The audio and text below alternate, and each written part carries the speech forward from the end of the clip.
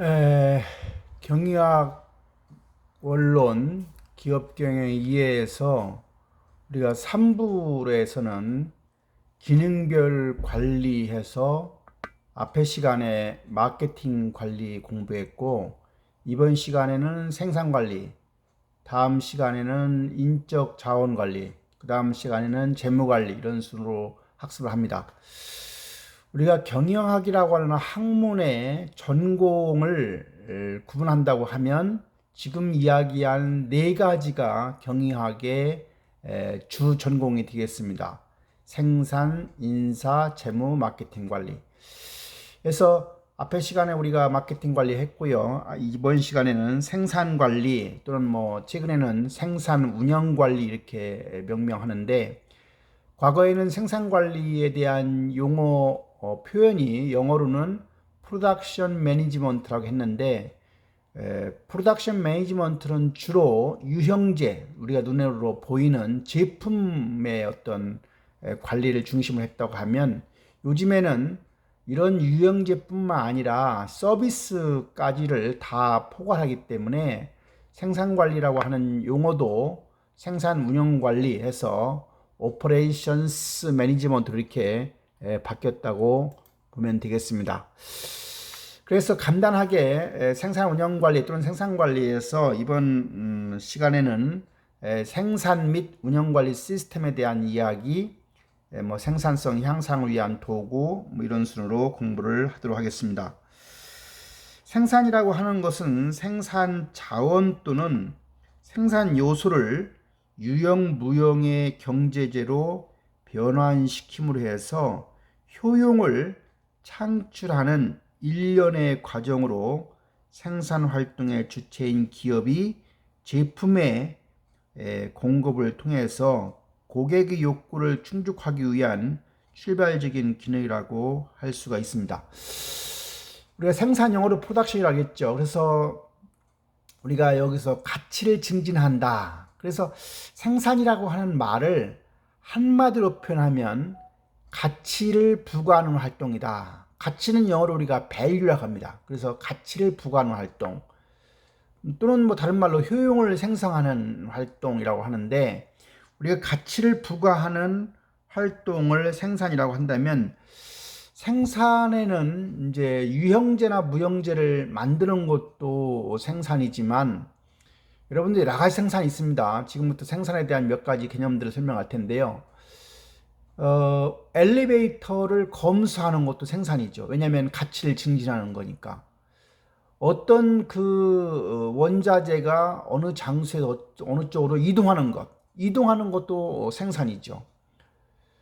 또 우리가 집에 금을 보관하는데 도난의 어떤 위험 때문에 은행에서 그 금부치를 보관해 준다고 하면, 그렇게 우리가 보관해 주는 거, 저장해 주는 것도 가치를 부과하는 거니까 생산활동이죠. 또 어떤 전화를 통해서, 전화하기 전에 어떤 몹시 불안한 상태였는데 전화를 통해서 그 불안한 상태가 없어졌으면 아마도 그것도 생산입니다. 의사가 환자를 진단하는 것도 생산이고요. 지금 내가 여러분들한테 교육이라고 하는 서비스를 제공하는데 교육을 하는 것도 생산입니다. 교육을 하는 것도 생산이고, 환자를 진단하는 것도 생산이고, 어떤 이동 이것도 생산이고, 뭔 검사하는 활동도 생산이고, 저장하는 활동도 생산이고. 그래서 생산이라고 하는 개념 자체가 상당히 이렇게 포괄적으로 생각을 해볼 수가 있습니다.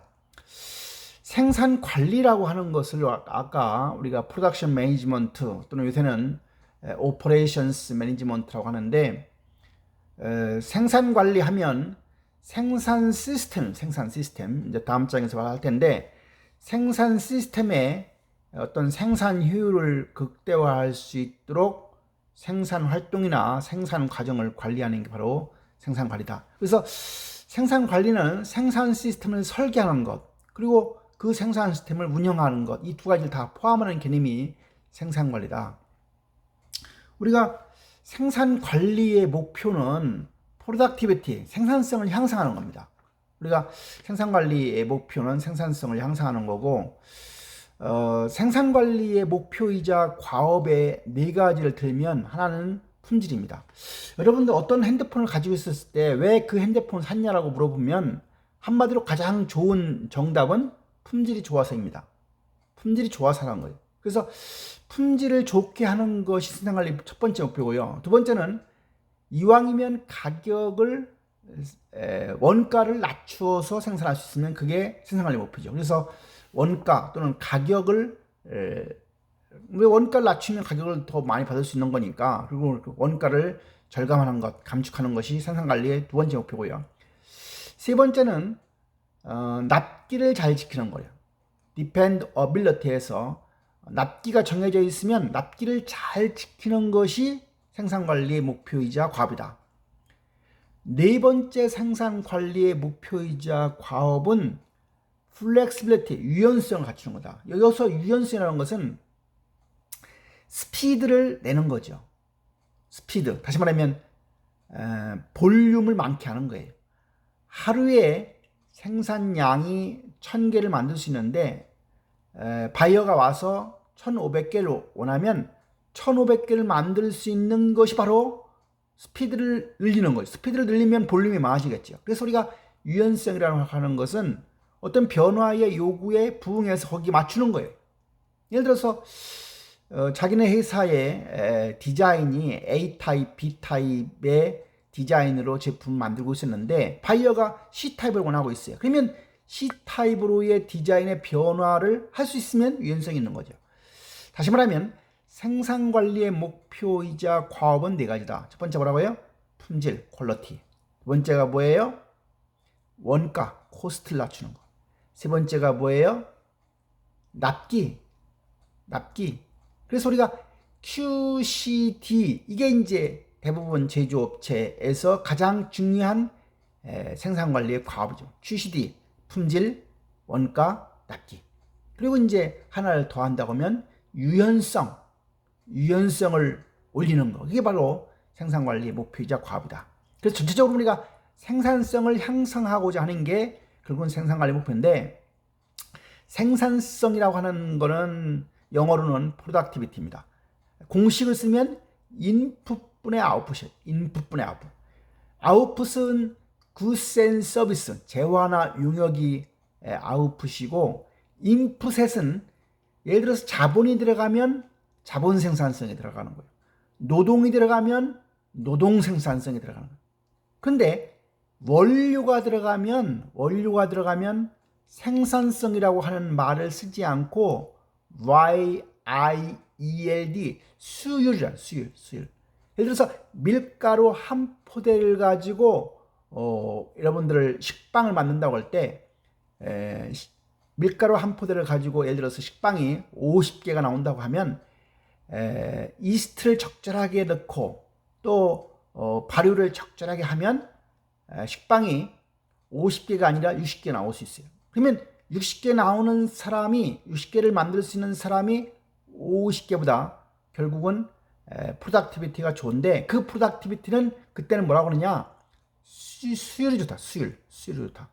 예를 들어서 원유 1배럴을 수입해서 원유를 가지고 정제를 하면 가솔린이 나오고 등유가 나오고 경유가 나오고 중유가 나오고 벙커시유가 나오는데, 그때 가솔린이 가장 비싸다고 하면 가솔린을 많이 얻을 수 있는 원유가 뭐예요? 수율이 좋은 거죠.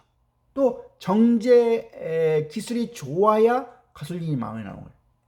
그래서 우리가 생산성 얘기할 때는 수율, 우리 양보라고 하는 뜻도 있는데 그 뜻이 아니고 여기서는요 YIELD 해서 수율이라는 말은 우리가 인풋에 원료가 들어갔을 때는 수율이라는 말을 쓴다. 그 다음에 우리가 자본과 무슨 노동과 에너지와 등등을 다 모아서 들어가면 인풋에 토탈 프로덕티비티란 말이야. 토탈 프로덕티비티, 총생산성.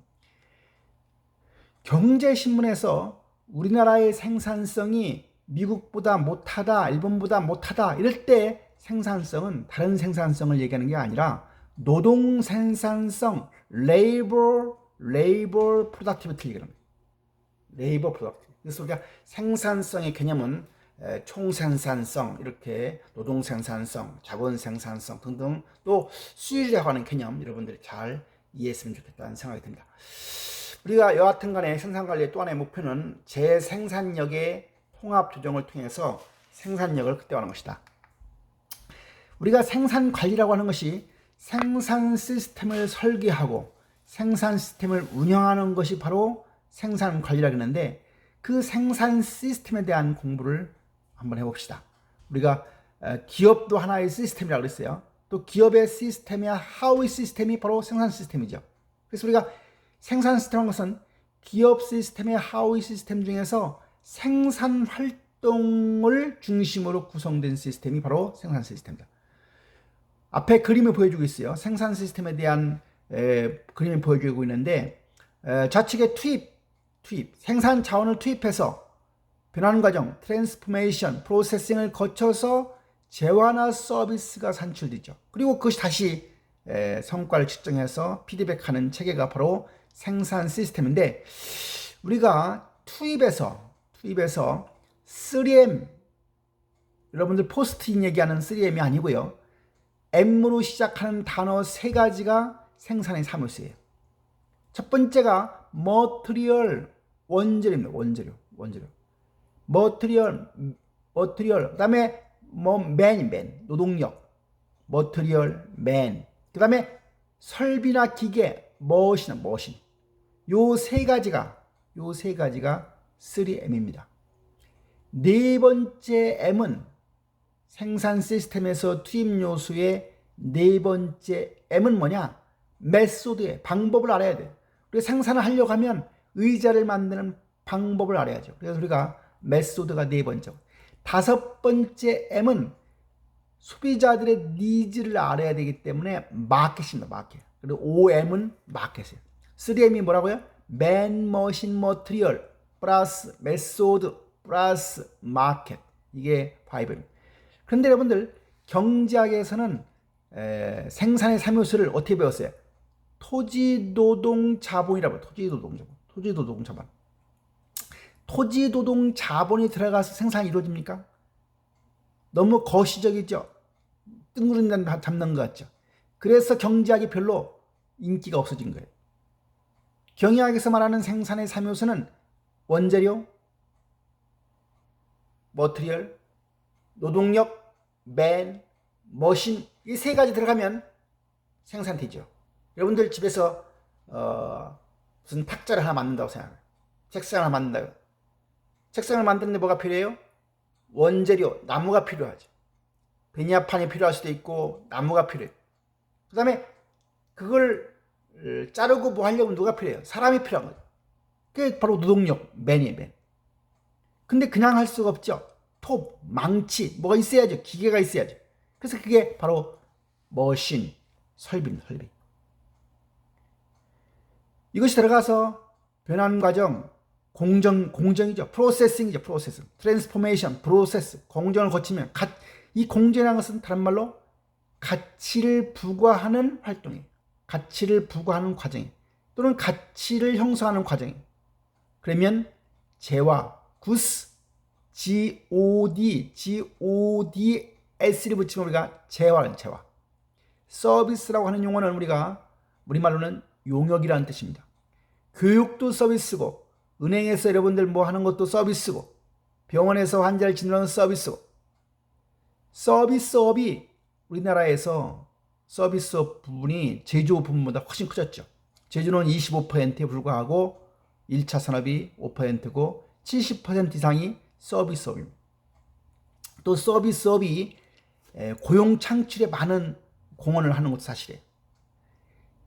산출이 투입으로 가는 과정을 우리가 피드백. 여기 피드백에 깔려있는 정신이 뭐냐? 의학에서 나오는 호메오스타스, 항상성이라는 개념이에요. 항상성은 뭐예요? 여러분들 칼로 손을 버지면 언젠가 가만히 있어서 낫죠. 우리 다시 말하면 무슨 소리예요?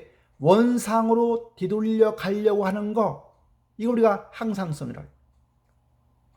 처음 상태로 되돌아가려고 하는 거. 우리가 셀프 모니터링, 셀프 리글렉팅을 얘기하는 거예요. 그래서 우리가 그런 개념들이 피드백에 깔려있는 정신이다. 우리가 생산관리의 여러 가지 상황들 몇 가지. 첫 번째로 우리가 제품을 설계를 해야 돼요. 제품 및 서비스를 설계했으면 거기에 맞춰서 공정을 설계해야 돼요. 프로세스를 설계하는. 그래서 우리가 제품 설계가 우리가 이루어지면 거기에 따라서 이제 공정을 설계를 하죠. 근데 우리가 이런 과정에서 제일 중요한 것 중에 한 가지가 여기 나와 있지 않지만 포캐스팅, 예측이 중요합니다. 예측은 뭐예요? 영어로 포캐스팅인데 미래를 보는 거죠. 미래를 몇 개를 만들어야 될지를 우리가 파악하는 게 바로 미래의 트렌드를 갖다가 파악하는 게 예측입니다. 예측은 포캐스트고요. 예측이라는 말과 유사한 말 중에 한 가지가 예견이란 말이 있어요. 예견이란 말은 영어로 prediction. 예측과 예견의 차이가 뭐냐? 예측은 과거의 자료를 바탕으로 과학적인 방식에 의해 미래를 트렌드를 갖다가 알아보는 것은 예측이라고 해요. 근데 예측은 과거 자료가 없이 과학적인 방식이 아니고 그냥 주관적으로 그냥 직감적으로 미래를 추정하는 게 예견이라고 해요. 그래서 예견은 미아리에 있는 아줌마들이 즉 철학관에서 하는 것이 바로 예견이고, 예측은 우리가 과학적인 방식에 의해서 하는 게 바로 예측이다. 우리가 예측이라고 하는 것이 모든 생산 계획의 출발이 되는 거예요. 여러분들이 식당을 한다고 생각해봐요. 오늘 점심에 몇 그릇을 준비해야 할까라고 생각한다고 하면 어떻게 하겠어요?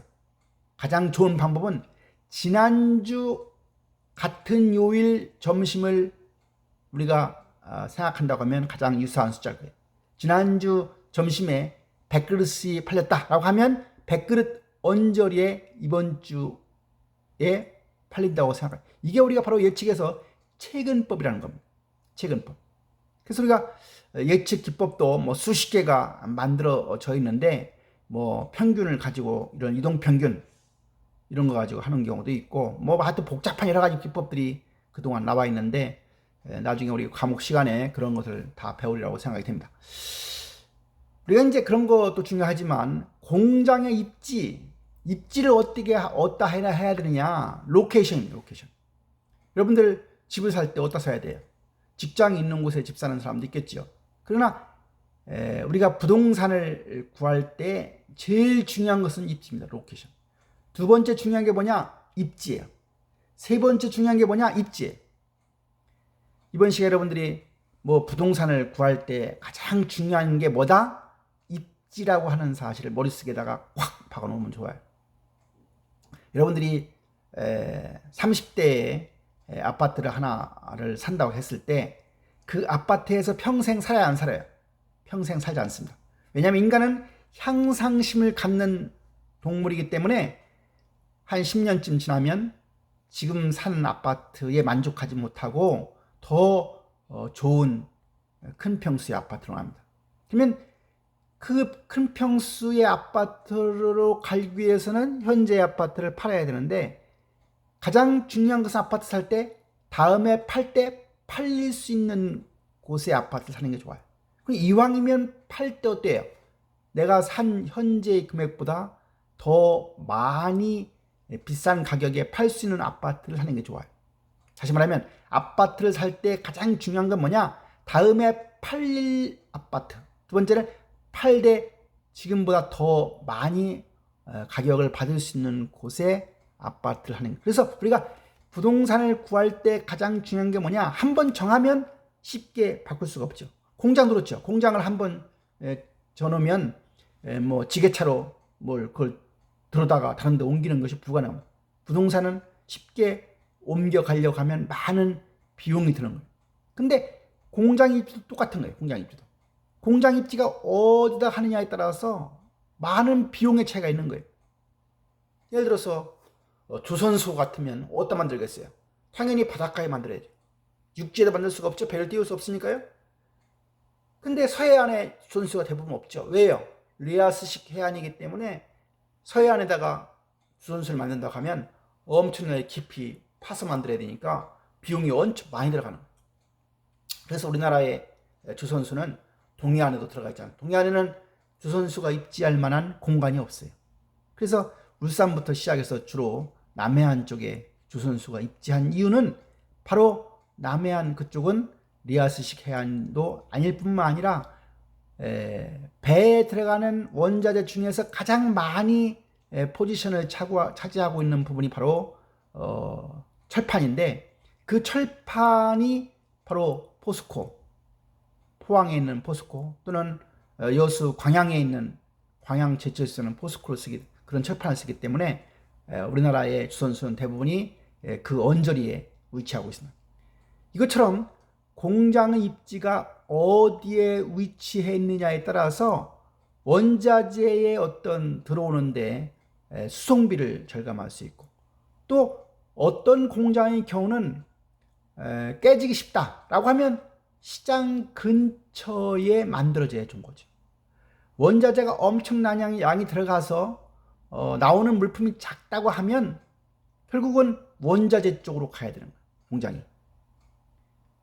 그래서 우리가 공장의 입지를 어디에 해야 되느냐. 우리나라 같은 경우는 모든 도시가 세금이 동일하기 때문에 그런 세금을 고려하지 않지만, 미국 같은 경우는 각 주마다 세금이 상이하기 때문에 어느 주에 공장을 만드느냐가 상당히 또 그런 세금을 절약하는 것과 관련되어 있습니다.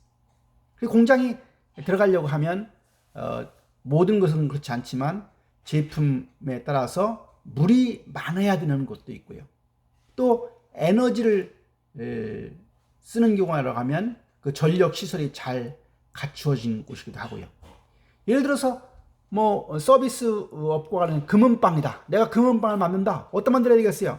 경찰서가 가까운 곳에 만들면 금은방의 경우는 금상첨화죠. 왜? 경찰서 근방에는 도둑들이 별로 없어요. 그것처럼 입지라고 하는 것은 여러 가지 그 비용에 영향을 줄 뿐만 아니라 실제로 사람들이 그 장소를 이용하는데 편의성, 이런, 여러분들 요즘에는 무슨 식당 같은 거 이렇게 보면 꼭 도심에만 식당이 잘 되는 거 아니죠. 과거에는 주로 식당이 잘 되려고 하면 도심에 있어야 했어요. 최근에는 도심에 조금 벗어나더라도 그 식당 주위에 충분한 파킹 장소가 있으면 그런 곳이 오히려 식당이 잘 되는 곳이 많습니다. 그래서 요새는 식당을 차릴 때 가장 중요한 것은 주차 공간이 충분히 확보되어 있느냐, 아주 중요한 요소로 되어 있습니다. 여하튼 간에 우리가 입지라고 하는 게 상당히 중요한 거다, 이렇게 여러분들이 알고 있으면 되겠습니다. 또 한 가지, 우리가 재고 관리, 재고라고 하는 말은 쓰고 남은 것처럼 생각했는데 사실은 앞으로 쓰기 위해서 현재 가지고 있는 건 모두 재고죠. 인벤토리. 그래서 우리가 재고 관리와 관련해서 70년대에 조셉 올리키라는 사람이 MRP라고 하는 걸 만들었고요. 그 이후에 MRP가 MRP2, 그리고 이제 오늘날 ERP까지 쭉 발전해 오고 있습니다.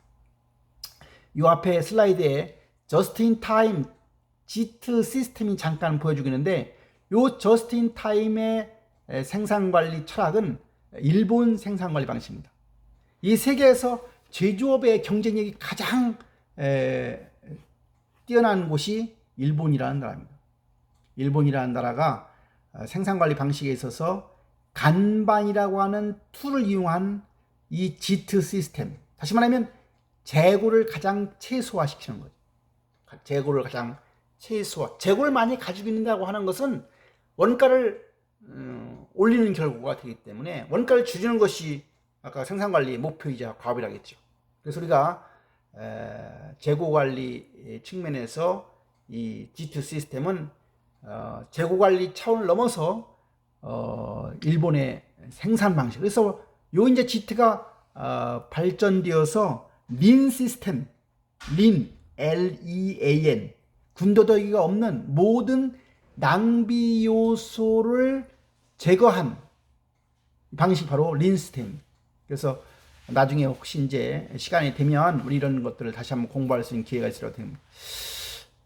품질 관리와 관련해서는 앞에 제가 잠깐 얘기했지만 이런 QC라고 하는 게 원래 품질 통제라고 번역해야 되는데 일본 사람들이 품질 관리라고 번역했고 우리도 아무 생각 없이 그냥 품질 관리라고 그냥 썼다겠죠. 뭐 생산이나 품질이나 모든 대부분 우리나라는 미국이 일본한테 전수했고 주로 우리는 일본에서 우리가 이런 것들을 다 받아들여서 발전시켜 가고 있는 상황입니다. 그래서 30년대 40년대 뭐 관리도 이런 걸 했던 시하트, 뭐 주란 이런 사람들이 얘기했던 SQC 활동이 1970년대 들어와서 TQC 활동으로 TQC가 80년대에 ISO 국제 표준화 기구를 중심으로 한 QM 활동으로 그래서 QM이 이제 TQM으로 그래서 TQM의 기본적인 특징은 목표가 고객 만족이라고 그랬고요. 고객 만족 그리고 최고 경영자의 어떤 품질에 대한 철학 그리고 교육과 훈련을 중시하고 지속적인 개선 카이젠 중시하고 이런 것들이 이제 TQM의 주 내용이고 SQC가 주로 통계학의 제 방법을 원용했다고 하면 TQM은 그 통계학보다는 관리론 방법, 관리. 우리가 관리라고 하는 게 바로 사실은 경영인데 그래서 품질 경영이라고 하는 말 또는 경영 품질이란 말. 한 차원 더 올리면 경영의 품질이 좋으면 당연히 거기서 나오는 재화의 용역이나 모든 품질이 좋겠죠. 그렇죠. 품질 경영이라는 차원 넘어가면 다시 경영 품질이라는 말이 등장하게 됩니다. 이런 내용들로 구성되어 있는 것이 바로 생산 운영 관리라고 하겠습니다. 생산 운영 관리 내용 간단하게 이것으로 마치도록 하겠습니다. 수고했습니다.